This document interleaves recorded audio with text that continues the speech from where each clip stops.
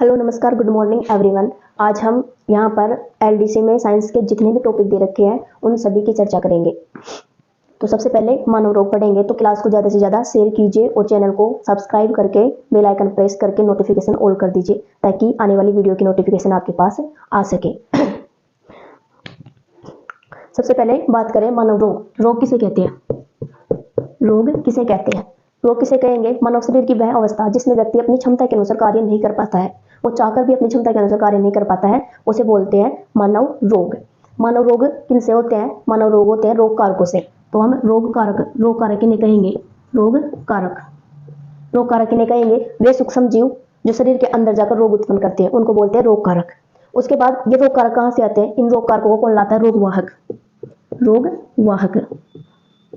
अब रोग वाहक किन्हें कहेंगे? वे जीव जो रोग कारकों को हमारे शरीर तक लाते हैं उनको बोलते हैं रोग वाहक। रोग वाहक जैसे मक्खी, मच्छर, हवा, कुछ भी हो सकता है, वाहक में जो रोग कारकों को हमारे शरीर तक पहुंचाने का कार्य करते हैं उनको बोलते हैं रोग वाहक। अब रोग कारक है, रोग कारकों के अध्ययन को क्या बोलते हैं? रोग कारकों के अध्ययन को बोलते हैं ईटियोलॉजी। ईटियोलॉजी। ईटियोलॉजी। अब रोग कारकों के अध्ययन को ईटियोलॉजी बोलते हैं, तो रोगों के अध्ययन को क्या बोलेंगे? रोगों के अध्ययन को बोलेंगे पैथोलॉजी। पैथोलॉजी। ये रोगों से संबंधित कुछ बेसिक जानकारी है। फिर उसके बाद रोगों से बचाव के उपाय को क्या बोलते हैं? रोगों से बचाव के उपाय। बचाव के उपाय को क्या बोलते हैं? बचाव के उपाय को बोलते हैं प्रोफाइलैक्सिस। प्रोफाइलैक्सिस। प्रोफाइलैक्सिस। वे रोग जो एक विशेष क्षेत्र में होते हैं, वे रोग जो एक विशेष क्षेत्र में होते हैं उनको क्या बोलते हैं? एंडेमिक रोग। एंडेमिक रोग। और वे रोग जो विश्व भर में होते हैं जिनको हम वैश्विक महामारी बोलते हैं, वो रोग उनको क्या बोलते हैं? पेंडेमिक रोग। पेंडेमिक रोग। ये तो हो गई रोगों के बारे में सामान्य जानकारी।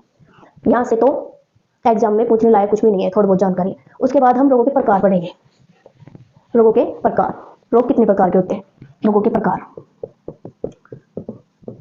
रोगों के प्रकार। रोग दो प्रकार के होते हैं। रोग दो प्रकार के होते हैं। पहले तो होते हैं जन्मजात रोग। जन्मजात रोग। जन्मजात रोग वे रोग जो जन्म से उत्पन्न होते हैं। जो बच्चा पैदा होता है तो उसके साथ ही जो रोग पैदा होते हैं, उसके साथ ही जो रोग उत्पन्न होते हैं उनको बोलते हैं जन्मजात रोग। जो जन्म से पहले से ही जो रोग होते हैं उनको बोलते हैं जन्मजात रोग। उसके बाद बात करें अर्जित रोग। दूसरा होता है अर्जित रोग। अर्जित रोग जो जन्म के बाद पैदा हो, बाद वातावरण से जो रोग मिले हमें जन्म के बाद, उनको बोलते हैं अर्जित रोग। ये रोग दो प्रकार के होते हैं। अर्जित रोग होते हैं दो प्रकार के, संक्रामक रोग,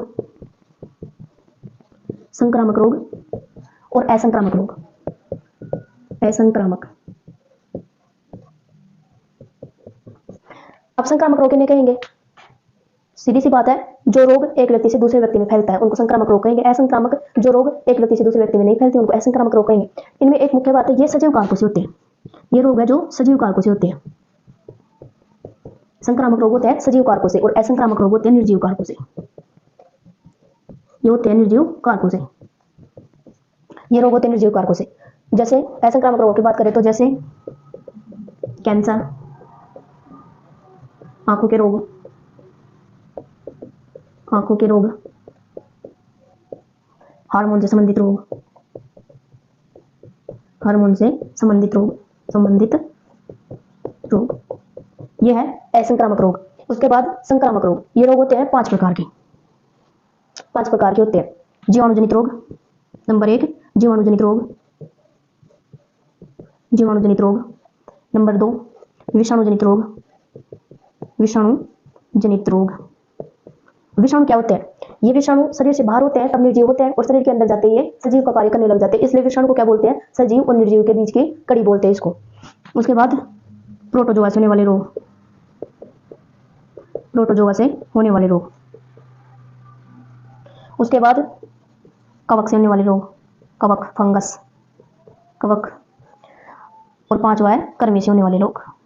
अब कर्मी भी कई प्रकार के होते हैं, फीता कर्मी, गोल कर्मी। तो ये हो गए 5। इनसे ये संक्रामक रोग होते हैं। तो सबसे पहले हम जीवाणु से होने वाले रोगों के बारे में बात करेंगे। जीवाणु से होने वाले रोगों की मैं एक ट्रिक लिखाऊंगी, उसमें सारे जीवाणु से होने वाले रोग आ जाएंगे।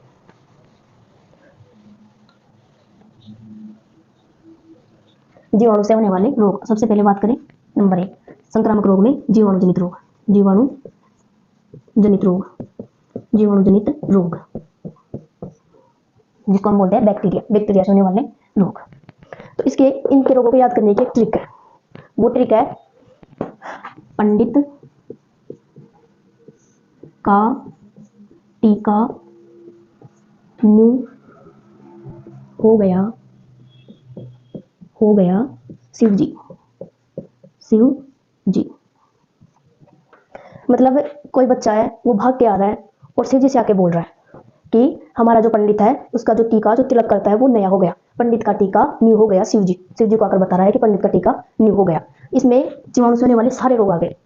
पैसे प्लेग, पैसे बात करें तो प्लेग, डी से बात करें तो डिफ्थीरिया, डिफ्थीरिया, तैसे बात करें तो तपेदिक, तपेदिक, इसको क्या बोलते हैं टीबी, इसको क्या बोलते हैं क्षय रोग, ये सब इसी के नाम है। उसके बाद का से काली खांसी, काली खांसी, काली खांसी जिसको क्या बोलते हैं पर्टुसिस, पर्टुसिस। उसके बाद टी से दो रोग होते हैं, टी से दो रोग कौन कौन से होते हैं? पहला तो टिटनस, टिटनस, दूसरा टाइफाइड, टाइफाइड, टिटनस और टाइफाइड। का से इसका से हो गया कुष्ठ रोग, कुष्ठ रोग। इस न्यू से हो गया न्यूमोनिया, न्यूमोनिया। और इस है से हो गया हैजा, हैजा। और कैसे हो गया गोनेरिया, गोनेरिया। और इसी से हो गया सिफिलिसिस, सिफिलिसिस। गोनेरिया और सिफिलिसिस ये जननांगों से संबंधित रोग है। ये हो गए जीवाणु से होने वाले सारे रोग। आप चाहो तो ट्रिक को लिख सकते हो, बाद में काम आएगी, एग्जाम देने जाओगे तब काम आएगी। अभी इनकी एक एक के विस्तार से बात करेंगे। ये सारे रोगों को एक बार लिख लेते हैं। Number 1 plague. अब इनके एक एक की बात करेंगे, प्लेग से होने वाले रोग कारक, उनके लक्षण और उनसे बचाव के उपाय। ये पूरे के पूरे 11 रोग हैं, इनको आप विस्तार से पढ़ेंगे। अब हम प्लेग की बात करते हैं। प्लेग, सबसे पहले प्लेग की बात करते हैं। प्लेग को क्या बोलते हैं? काली मौत, काली मौत। प्लेग को बोलते हैं काली मौत। इसके रोग कारक की बात करें, रोग कारक, प्लेग का रोग कारक को बोलते हैं पोस्चुला, पोस्चुला या यार्सिनिया, यार्सिनिया पेस्टिस, पेस्टिस। अब इनके रोग कारक याद कराने की तो मेरे पास कोई ट्रिक है नहीं। इसको तो आप ऐसे याद कर लीजिए कि पैसे प्लेग और पैसे ये लास्ट में क्या रहा है पेस्टिस। पैसे प्लेग पैसे पेस्टिस, पैसे प्लेग पैसे पेस्टिक, पोस्टुला या यार्सिनिया पेस्टिस, ये हो गया प्लेग का रोग कारक। प्लेग में क्या होता है? इसके अगर रोगवाहक की बात करें, रोगवाहक जिससे आप सभी अवगत हो गए, ये रोग किससे होता है? मृत चूहे से, मरे हुए चूहे से होता है ये रोग, मरे हुए चूहे से ये रोग होता है। इसमें क्या होता है? इसमें एक तो बुखार हो जाता है, बुखार, और आरबीसी में कमी हो जाती है, बुखार और आरबीसी में कमी हो जाती है। इसके ट्रीटमेंट के लिए वही एंटीबायोटिक काम में ली जाती है। ये हो गई प्लेग की बात। हम शॉर्ट में पढ़ेंगे इसके लिए ताकि एग्जाम में जाए तब बस एक बार देख के जाना पड़े। अब डिटेल से तो किताबें बहुत भरी पड़ी है। उसके बाद बात करते हैं प्लेग के बाद डिफ्थीरिया,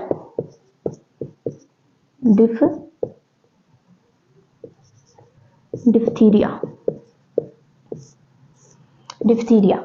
अब अगर इसके रोग कारक की बात करें तो इसका रोग कारक है रोग कारक।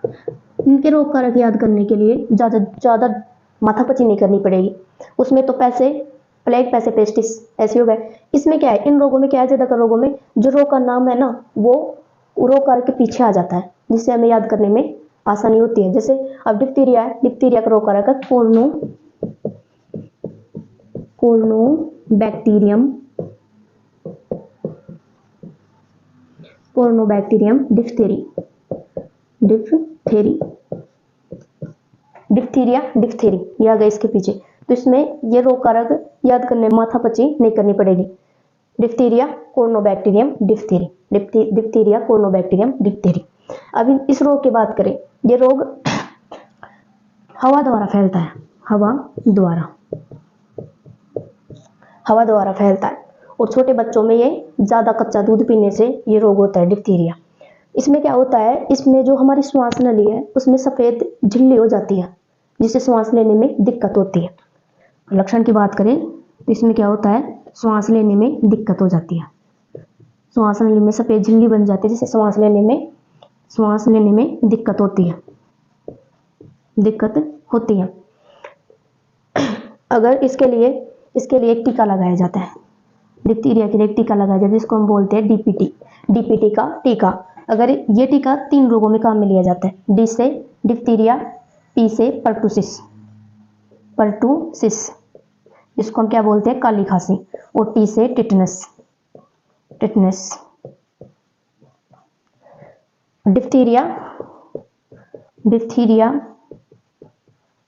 पर्टुसिस और टिटनस, इन 3 रोगों में डीपीटी का टीका लगाया जाता है। ये हो गया डिप्थीरिया। इनके बारे में शॉर्ट बस यहीं से प्रश्न पूछेंगे इनके बारे में। रोग कौन से कारक से होता है, रोग कारक, लक्षण और बचाव के उपाय, या जीवाणु से होने वाले रोग, विषाणु से होने वाले रोग, ये पूछेगा, वो ज़्यादा कुछ नहीं पूछता इसमें। अब तीसरी बात करें तो तपेदिक। तीसरा रोग है तपेदिक, जिसको हम क्या बोलते हैं, टीबी। इसको क्या बोलते हैं, क्षय रोग। अगर इसके रोग कारक की बात करें तो इसका रोग कारक है माइक्रोबैक्टीरियम।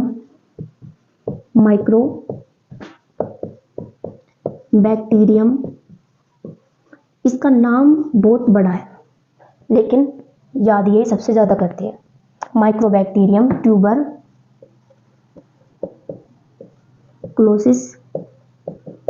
Tuberculosis bacillus.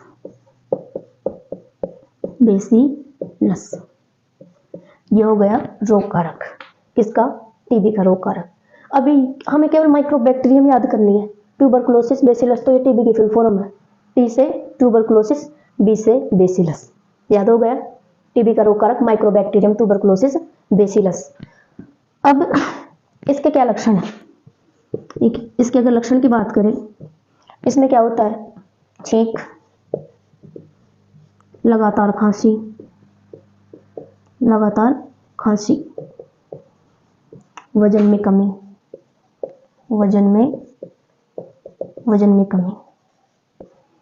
अगर इसके उपचार की बात करें तो वही एंटीबायोटिक तो है। दूसरा, इसमें एक टीका लगाया जाता है, उस टीके को आप सभी जानते होंगे, वो टीका है बीसीजी का टीका,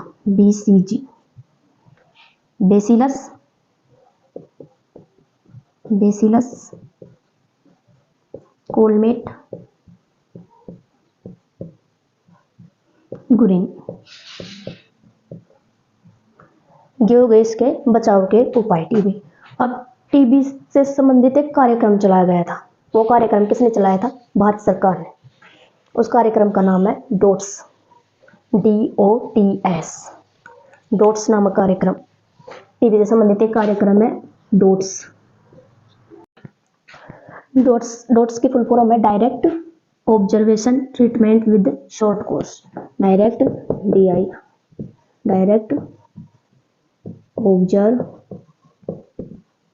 ऑब्जर्वेशन ट्रीटमेंट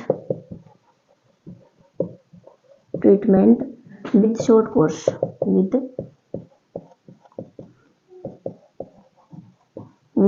कोर्स, यह डोट्स के फुल फॉर्म। इसमें क्या है, ये भारत सरकार द्वारा चलाया गया था ये कार्यक्रम। इसमें जो टीबी के रोगी होते थे उनको पहले जो कोर्स उपलब्ध करवाए जाते थे, वो कोर्स बहुत ही लंबे होते थे, 1.5 साल 2 साल के, जिनको रोगी टाइम पे ले नहीं पाते थे। तो इसमें कोर्स को क्या किया गया, शॉर्ट, मतलब 6 माह किया गया, 6 माह तक कोर्स, और निःशुल्क, वो भी क्या, निःशुल्क। और रोगी को 500 रुपये की, हर माह 500 रुपये की सहायता राशि उपलब्ध करवाई जाने लगी, इसलिए रोगी इस कोर्स को लेने लग गई। तो अब भारत सरकार ने 2025 टीबी मुक्ति का लक्ष्य रखा है। अगर हम टीबी दिवस की बात करें तो टीबी दिवस कब मनाया जाता है? टीबी दिवस मनाया जाता है 24 मार्च को। 24 मार्च को टीबी दिवस मनाया जाता है। टीबी की एक जांच होती है, टीबी के रोगी की जांच करते हैं, उस जांच को क्या बोलते हैं? उस जांच को बोलते हैं मॉन्टेक्स जांच। मॉन्टेक्स जांच,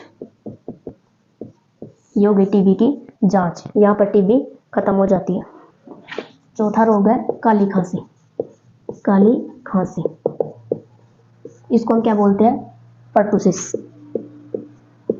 पर्टुसिस, काली खांसी को क्या बोलते हैं? पर्टुसिस। अगर इसके रोग कारक की बात करें तो रोग कारक क्या है? Haemophilus, pertussis. इसमें भी रोग कारक पर्टुसिस इधर, बस हीमोफिलस याद करना है, हीमोफिलस पर्टुसिस। इसमें लक्षण वही, लगातार खांसी, लगातार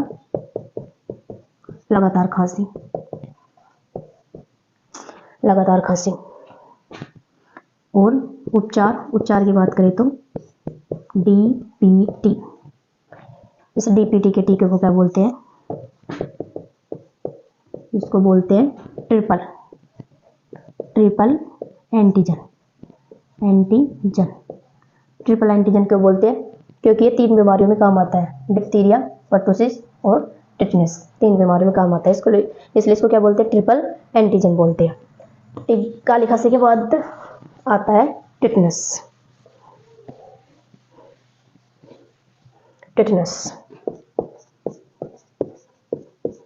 कौन सा नंबर का है?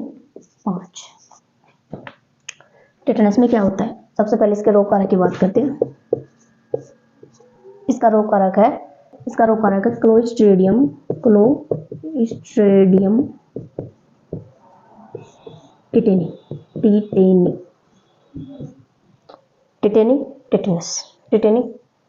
टिटनेस हो गए ये रोग कारक।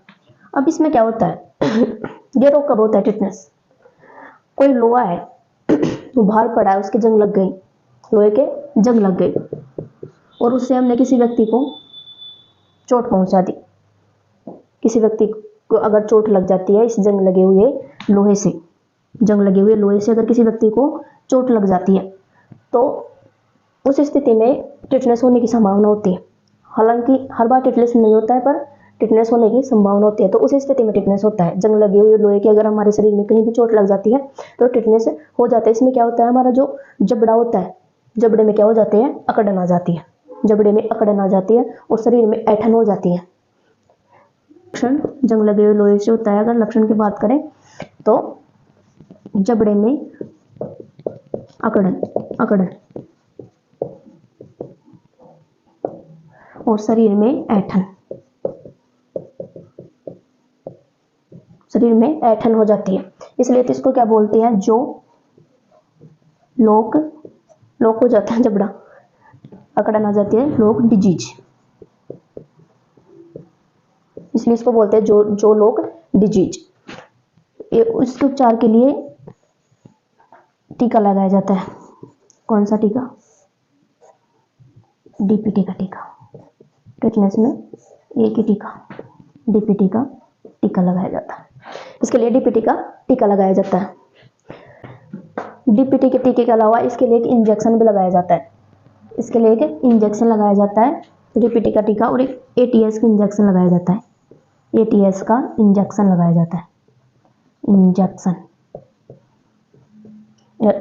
एटीएस की फुल फॉर्म की बात करें, एंटी टिटनस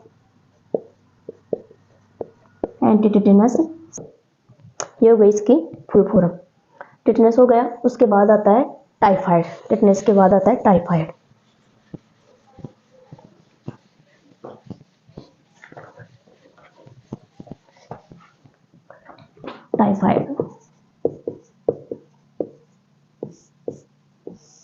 टाइफाइड की बात करें तो टाइफाइड का रोग कारक की बात करें तो साल्मोनेला टाइफी,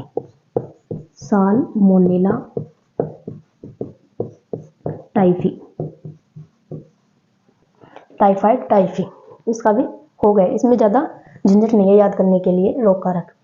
अब ये रोग कब होता है, किससे होता है, मतलब ये संक्रमण की बात करें तो किससे होता है, ये होता है दूषित जल और दूषित भोजन करने से। दूषित भोजन करने से ये रोग होता है।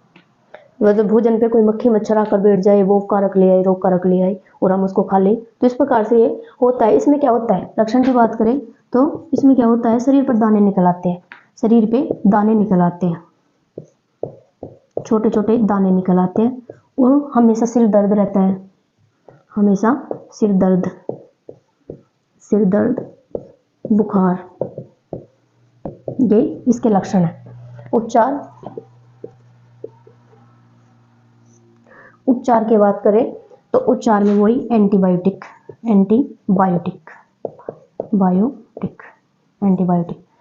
अब इसके लिए एक टीका लगाया जाता है जिसको बोलते हैं टीएबी का टीका। इसके अगर फुल फॉर्म की बात करें तो टाइफाइड, पैराटाइफाइड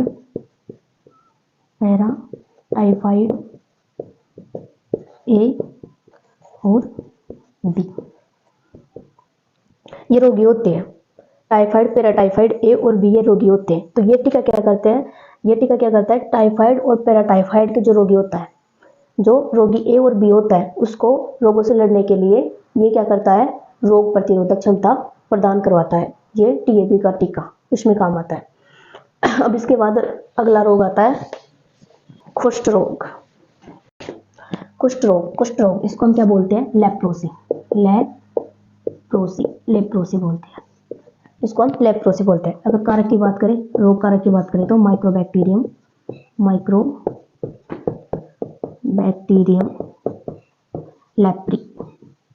लेप्री, ये इसका रोग कारक हो गया। अगर इसके लक्षण की बात करें, इसमें क्या होता है, शरीर पर सफेद सफेद धब्बे हो जाते हैं, शरीर पर सफेद धब्बे हो जाते हैं बहुत सारे, शरीर पर बहुत सारे सफेद धब्बे हो जाते हैं।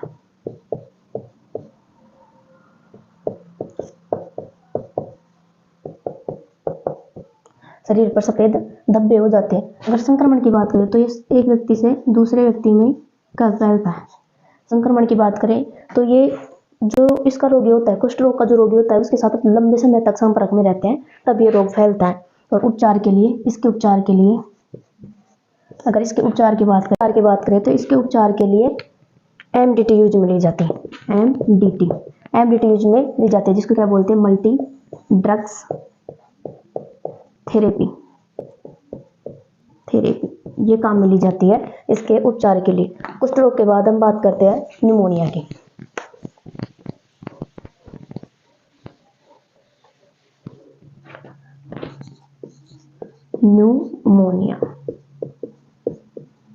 ये रोग बच्चों में ज्यादा होता है। ज्यादा किसमें होता है ये रोग, बच्चों में ज्यादा होता है। अगर रोग कारक की बात करें तो रोग कारक क्या है इसके रोग कारक की बात करें तो इसका रोग कारक है डिप्लोकोकस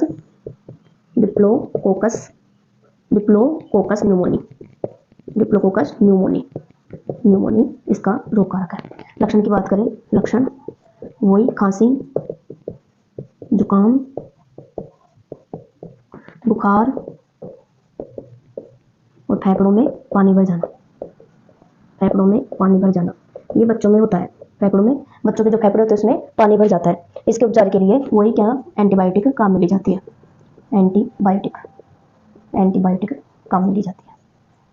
उपचार के लिए एंटीबायोटिक काम में ली जाती है। उसके बाद हैजा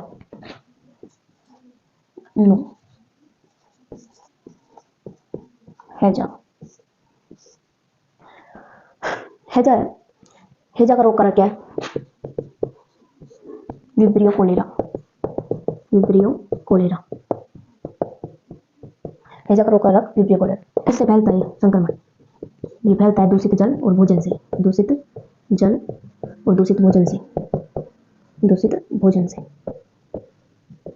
टाइफाइड है ना, टाइफाइड वो भी दूषित जल और दूषित भोजन से फैलता है। लक्षण, अगर इसके लक्षण की बात करें क्या हो जाता है, उल्टी और दस्त हो जाते हैं। उल्टी दस्त होंगे तो क्या होगा, जल की कमी होगी शरीर में। जल की कमी को क्या बोलते हैं, डिहाइड्रेशन। तो डिहाइड्रेशन हो जाता है, तो इसके उपाय उपचार के लिए लोग क्या देते हैं, ओआरएस का घोल। ओआरएस का घोल जल की जो कमी होती है उसकी पूर्ति के लिए ओआरएस का घोल देते हैं। ओरल जो डिहाइड्रेशन हो जाता है उसको रिहाइड्रेशन करने के लिए, डिहाइड्रेशन जल की कमी, और रिहाइड्रेशन जो जल की कमी हुई है उसकी पुनः पूर्ति के लिए रिहाइड्रेशन सॉल्यूशन ओआरएस का घोल दिया जाता है। इसके बाद बात करते हैं गोनेरिया रोग।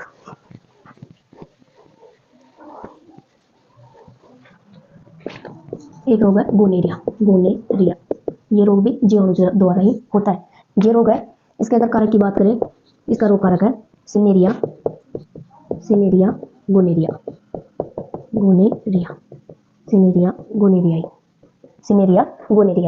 इसमें क्या होता है, ये जनन अंगों से संबंधित रोग है। तो इस रोग में क्या होता है, ये जनन अंगों से संबंधित रोग होता है। तो इसमें जो इस रोग से जो ग्रसित रोगी होता है उसके साथ अगर यौन संबंध हो जाता है तब ये रोग होता है। इसके अगर लक्षण की बात करें तो जनन अंगों के आसपास रोग होने लगते हैं। इसके अंदर गोनेरिया रोग के अंदर गोनेरिया और सिफिलिसिस रोग है, ये जनन अंगों से संबंधित रोग होते हैं। अगर इसके ज़्यादा इंपॉर्टेंट नहीं है सिफिलिसिस की बात करें, इसका रोग कारक है ट्रिपोनिमा पैलिडम। ये भी जनन अंगों से संबंधित है। इसमें क्या होता है, इसमें असुरक्षित यौन संबंध बनाने से ये रोग होता है। तो जनन अंगों के आसपास सूजन आ जाती है,